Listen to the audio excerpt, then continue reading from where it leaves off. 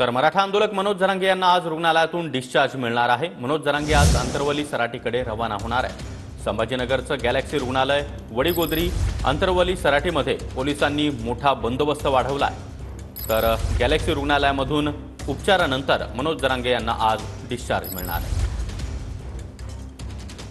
आरक्षण मिळावं यासाठी मनोज जरांगे पाटील यांचा गेले 10 महिने झाले लढा सुरू आहे आणि ते या ठिकाणी उपचार घेण्यासाठी गेले 5 ते 6 दिवस झाले जे गॅलेक्सी हॉस्पिटल या ठिकाणी उपचार घेत आहेत आणि जरांगे पाटील आज गॅलेक्सी हॉस्पिटलमधून त्यांचे डिस्चार्ज भेटणार आहे आणि त्यांना अंतरवाली सराटीकडे जायचं आहे। त्या दृष्टीने या ठिकाणी आपण बघू शकतो की मोठ्या प्रमाणात बंदोबस्त लावण्यात आलेला आहे। जवळपास 50 ते 60 पोलीस कर्मचाऱ्यांचा बंदोबस्त गॅलेक्सी हॉस्पिटलच्या परिसरात लावण्यात आलेला आहे। तसेच जेव्हा जरांगे पाटील अंतरवालीकडे जातील त्या रस्त्यावर सुद्धा 10 ते 15 ठिकाणी पोलिसांचे पॉईंट असतील।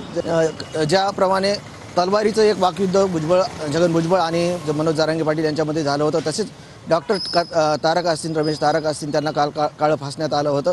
त्या दृष्टीने हा बंदोबस्त लावण्यात आल्याचं शक्यता आहे आणि जे सोशल मीडियामध्ये टीका टिप्पणी होते किंवा माध्यमामध्ये वेगवेगळ्या पोस्ट येतात त्या दृष्टीने पोलिसांनी काळजी म्हणून हा बंदोबस्त लावल्याचं कळतंय। कॅमेरामन हर्षल निकमसह संजय सरोदे, TV9 मराठी, छत्रपती संभाजीनगर।